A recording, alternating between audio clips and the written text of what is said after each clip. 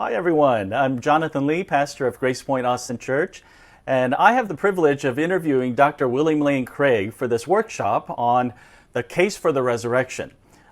For a retreat called Rise, it's very fitting to have a workshop on the resurrection, right, Dr. Craig? Yes, exactly. Well, I've had the privilege of helping Dr. Craig with his PowerPoint slides for a few years, way back in the old days. And I was looking back at the email exchanges, and the first workshop or the debate that I helped you with the PowerPoint was a 2006 debate with Dr. Bart Ehrman on the topic of resurrection, Oh as my it turns out. goodness. Yeah. So it's full circle all the way around now Yeah. to 2020 Rise. And so I'm so thankful that you're able to be here with us, even virtually.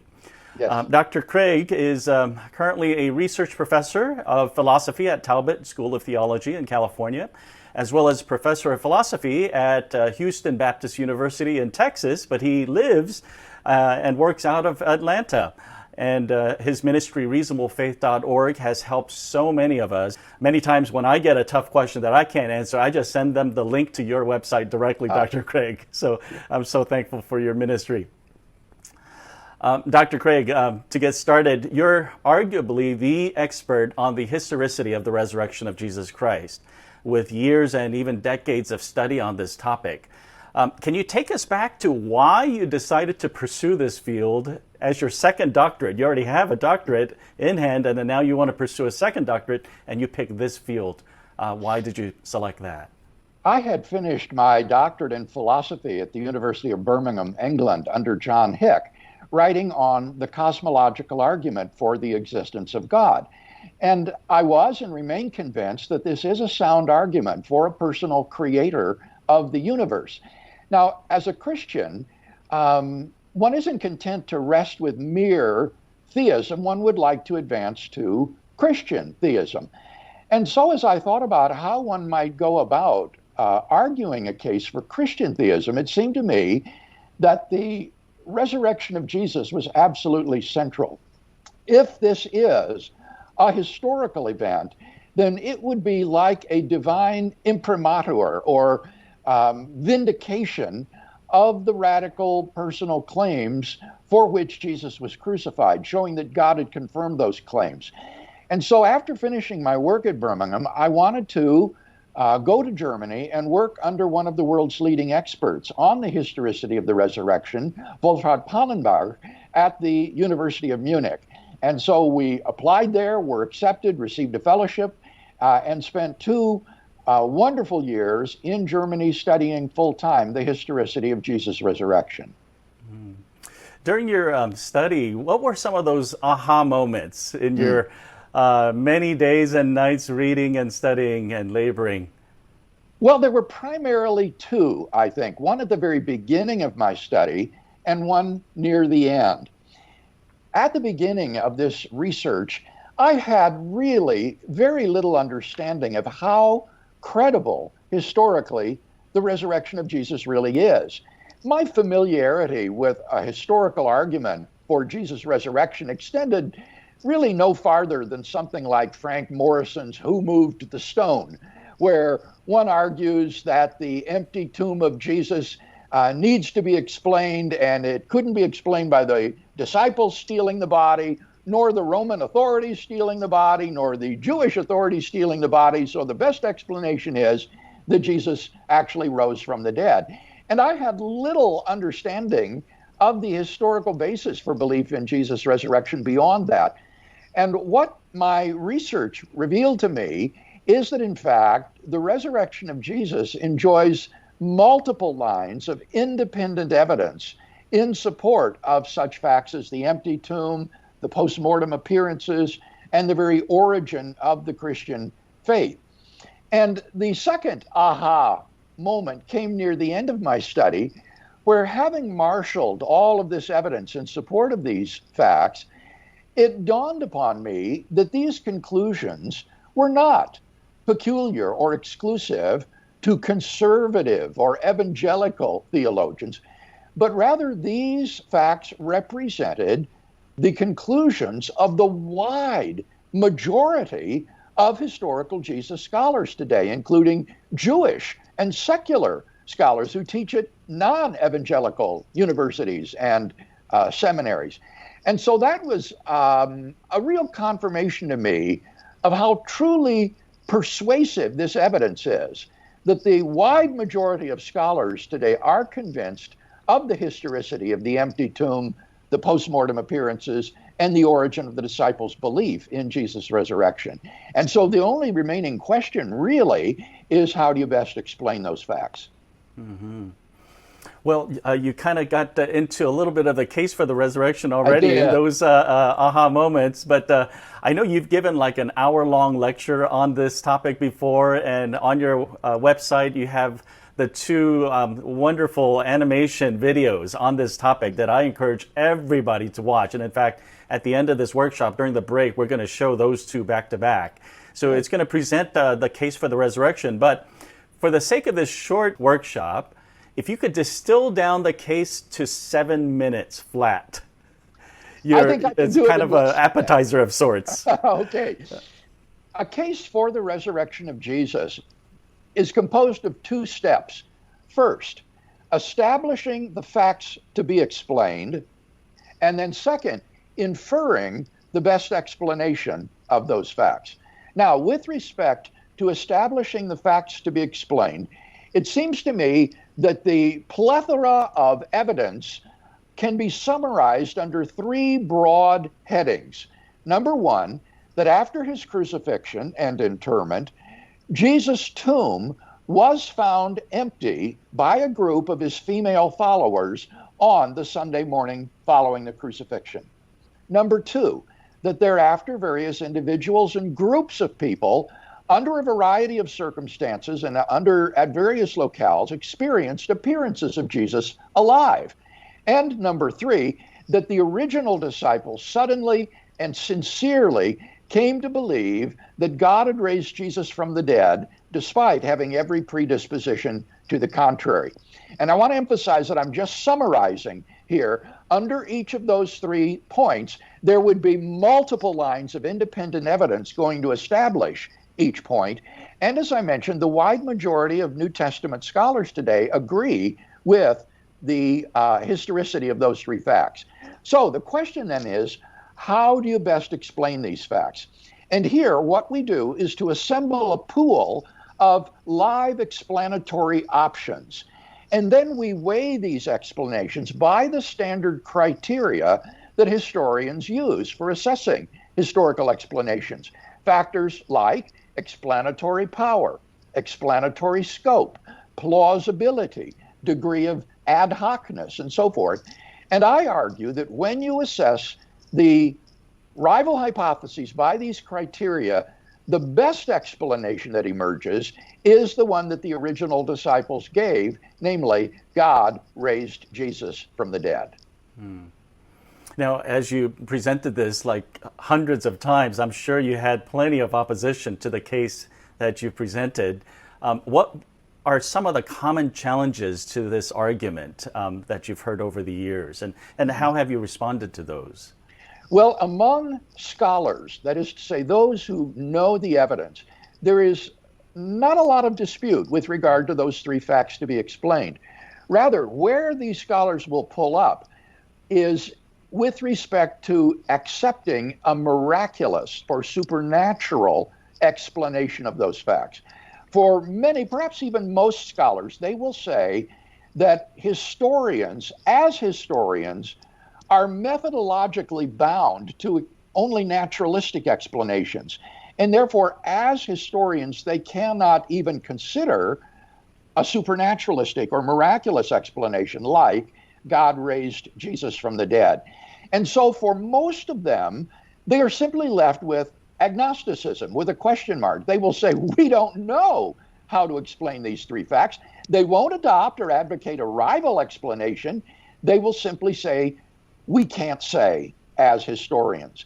Now, the way in which I would respond to that is to say that even if it is true that a professional historian, as an historian, has to work within this sort of methodological blinders, I'm a philosopher, and I'm not committed to working within such methodological constraints. Indeed, I think as a human being, I'm not bound by those kind of constraints and can ask the question, well, what is the best explanation for these facts? And if a supernatural explanation is the best, then as a human being and as a philosopher, I am perfectly free to adopt such an explanation, even if the professional historian, as a historian, rather than as a private person, cannot embrace such an explanation. This case seems pretty good, but what do you think makes it so hard for some people to believe in the resurrection of Jesus, even though there are many sound, valid reasons to believe? I think it's a resistance to miracles. If Jesus rose from the dead, we are postulating a miracle of enormous proportions. And for many people who are schooled in naturalism or scientism, a miraculous explanation is just incredible for them. And I think in that case, what we need to do is to take a step back and look at the evidence and arguments for God's existence. I'm persuaded that there are multiple sound arguments for a personal creator and designer of the universe who is the paradigm of absolute moral goodness. And if you come to the evidence for the resurrection of Jesus with the assumption of theism, then there can simply be no a priori objection to a miraculous explanation because you've already got God in your worldview. So to quote Peter Slezak, atheist philosopher in Australia that I debated, if God exists, then he says the odd resurrection is child's play. So it really does hinge, I think, on whether or not you've got good reasons to believe that God exists. Because if you do, once you've crossed the Grand Canyon between atheism and theism, then it's a small gap to get from theism to Christian theism. Mm-hmm. And that cycles you to your first dissertation topic. It does. That's exactly right. The cosmological argument, the teleological argument, the moral argument, the ontological argument. And in this same series of animated videos that you referred to, the videos on Jesus and the resurrection are simply the capstone to a whole series of prior videos on the credibility of theism and these arguments for God's existence. Mm-hmm. Mm-hmm. And I really recommend to everyone watching this, don't do it right now, but after this workshop is done, get onto reasonablefaith.org and watch every single one of those, and you'll see how well it's put together. Now, at this point, I want to just shift gears a little bit here to give you a chance to address the college students in particular, because this is a conference and a retreat for college students. From the early days of your ministry, you've had a big heart for college campus ministry. And so one thing that I just was curious about is if you could start college all over again as an 18-year-old in the year 2020, minus the COVID and everything, but if you were to start it all over again, what would you do more of and what would you do less of? Well, this is a difficult question to answer because I became a Christian my junior year in high school. And so when it came time to going to university, I deliberately chose a Christian college so that I could integrate my education with my newfound faith. And that was a wonderful, wonderful experience to build a Christian world and life view that included a Christian perspective on the arts, on the sciences, on mathematics, on history, and so forth. And that is a wonderful project. I would encourage all of the students, even those who don't have the advantage of attending a Christian institution, to try to do this kind of integrative work where you don't put your brains in one pocket and your faith in the other pocket and never let them see the light of the day at the same time. Rather, try to have an integrative worldview that will combine faith and learning. So that was a great asset to me that I would certainly do over. Let me say as well, on a personal level, and these comments are directed particularly to the Christian students that are watching today, I would really urge you during these years to guard yourself by keeping yourself sexually pure and chaste. And this is especially important in your relationship with your boyfriend or girlfriend. When you love another person, the desire to be physically united is so powerful, so natural, that if you begin to open the door to that, it can soon overwhelm and dominate your relationship. And I can guarantee you that you're going to save yourself a world of hurt if during these years you can simply restrain yourself and to keep yourself chaste and to keep your relationship pure. You will never regret that later after you marry and experience the fullness of sexual relationships. But during those years where you're single, I would just urge you to save yourself a lot of grief by keeping yourself pure and chaste during this time. Wow, Dr. Craig, I wasn't expecting that advice, but I could really tell that that's from your experience in helping college students as a minister and really leading them in all aspects of their faith journey. And so I really appreciate that candid remark. Now, as you interacted with many college students through your speaking engagements, what concerns do you have about this particular generation of college students with regards to their faith and their intellectual life? Because you've really invested a big portion of your life and continue to in equipping us intellectually with the reasons to believe and all of that. And especially as you see the college campus students, what concerns do you have about this? Well, we live in an American culture, it's no secret, that is deeply, deeply divided. And this is evident especially on university campuses. The forces of secularism are extremely militant and extremely intolerant of Christian believers and Christian belief and values. And so I think that it is imperative, as never before, in an increasingly secular culture and university environment, that we be able to defend the truth of what we believe. I would encourage every Christian in the audience watching today to have in his arsenal at least 3 arguments for the existence of God that he can share with an unbeliever from memory and can defend their premises and answer potential objections that are typically raised against these arguments. And then in addition to that, I would encourage him to have memorized a case for belief in Jesus and his resurrection from the dead, such as I outlined just a moment ago, and then be able to answer the principal objections to that. If we are able to do that, I think it will have a tremendous leavening effect upon our culture. It will make the gospel an intellectually credible option for thinking men and women today. Now, they may not come to Christ because of the arguments, but what the arguments will do is give them the intellectual permission to believe and to follow their hearts when the Holy Spirit speaks to them and they hear the gospel, because they know that in coming to believe in Christ, they are not committing some sort of intellectual suicide. And so these arguments can create a cultural milieu in which Christian belief is a perfectly rational thing to do. And so I would really encourage all of us Christians to have in our equipment this sort of apologetic case ready to present at the drop of a hat when called upon to do so. Now, how about some advice that you would give to non-Christian seekers who are investigating and coming to Bible studies and church to kind of check out what Christianity is all about? What advice would you have for them?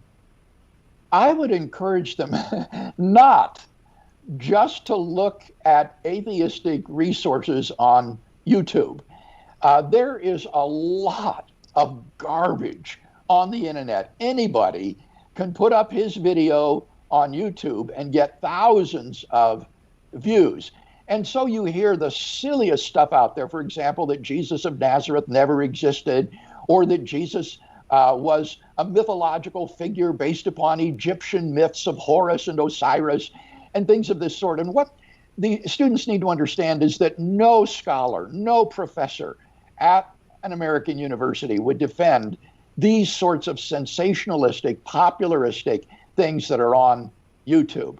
So I would encourage them to be very careful about getting good resources by bona fide experts in the field. And I would encourage them to look at some of the things that I've published in this area, such as my book, Reasonable Faith, or on a more elementary level for beginners, my book, On Guard.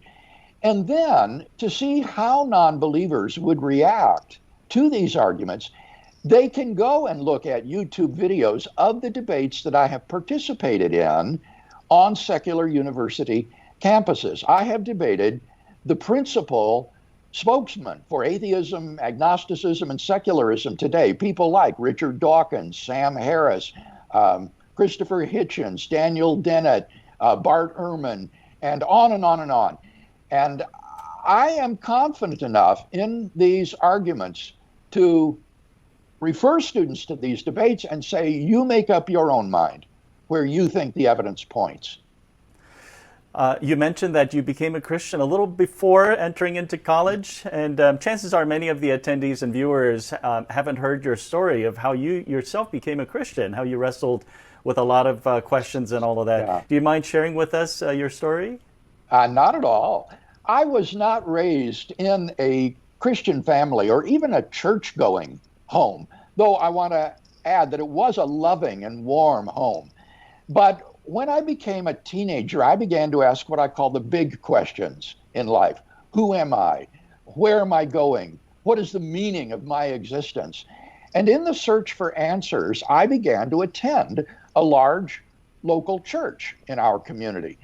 Only problem was, instead of answers, what I found was a sort of social country club where the dues were $1 a week in the offering plate, and the other high school students who pretended to be such good Christians on Sunday lived the rest of their week for their real God, which was popularity. And they would do anything in the service of that God. And this deeply troubled me because I thought, here, externally at least, I'm leading a better life than they are. And yet I'm so spiritually empty inside. They must be just as empty as I am, but they're all pretending to be something they're not. They're all a pack of hypocrites. And so I began to become very angry and bitter toward the institutional church. And soon this attitude spread toward other people. Everybody, I said, is a hypocrite. They're all holding up plastic masks to the world while the real person is cowering down inside, afraid to come out and be real. And so I began to be very bitter and angry with other people. I said, I don't want anything to do with other people. I don't need them. And I threw myself into my studies and shunned relationships with others. I was on my way to becoming, frankly, a very alienated young man. But in moments of honesty and introspection, as I looked into my own heart, I realized that deep down, I really did want to love and to be loved by others. And I realized in that moment I was just as much a hypocrite as they were, because here I was putting on this brave face, pretending not to need other people, when deep down inside, I knew I really did crave loving relationships with others. And so that anger turned in upon myself for my own phoniness and hypocrisy. And I don't know if you understand what this is like, but this kind of inner anger just gnaws away at your insides day after day, making every day miserable, another day to get through. And I remember one day I was feeling particularly crummy, and I walked into my high school German class, and I sat down behind this girl who was one of these types, you know, that is always so happy, it just makes you sick. And I tapped her on the shoulder, and she turned around, and I said to her, Sandy, what are you always so happy about anyway? And she said, well, Bill, it's because I'm saved. And I said, you're what? And she said, I know Jesus Christ is my personal Savior. And I said, well, I go to church. And she said, that's not enough, Bill. You've got to have him really living in your heart. And I said, well, what do you want to do a thing like that for? And she said, because he loves you, Bill. And that hit me like a ton of bricks. Here I was so filled with anger and hatred inside. And she said that there was someone who really loved me. And who was it? But the God of the universe. And that thought just staggered me, to think that the God of the universe could love me, Bill Craig, that worm down there on that speck of dust called planet Earth. I just couldn't take it in. Well, I went home that night and I found a New Testament that had been given to me by the Gideons when they visited my grade school in the 5th grade. And for the first time in my life, I opened it and began to read the Gospels. And as I did, I was absolutely captivated by the person of Jesus of Nazareth. There was a wisdom about this man's teaching that I'd never encountered before. And there was an authenticity about his life that was not characteristic of these people that were attending that local church that I was going to. And I realized then I couldn't throw the baby out with the bathwater. Well, to make a long story short, I went through about 6 months of the most intense soul searching that I've ever been through in my life. I read books. I read the New Testament from cover to cover. I sought God in prayer. I attended Christian meetings. And at the end of those 6 months, I basically came to the end of my rope. And I just cried out to God one night. And as I did so, I felt this tremendous infusion of joy, like a balloon being blown up until it was ready to burst. And I remember I rushed outside. It was a warm Midwestern September evening. And as I looked up at the evening sky, you could see the Milky Way from horizon to horizon. And as I looked up at the stars, I thought, God, I've come to know God. And that moment changed my whole life. Because you see, I had thought enough about this message to realize that if it were really the truth,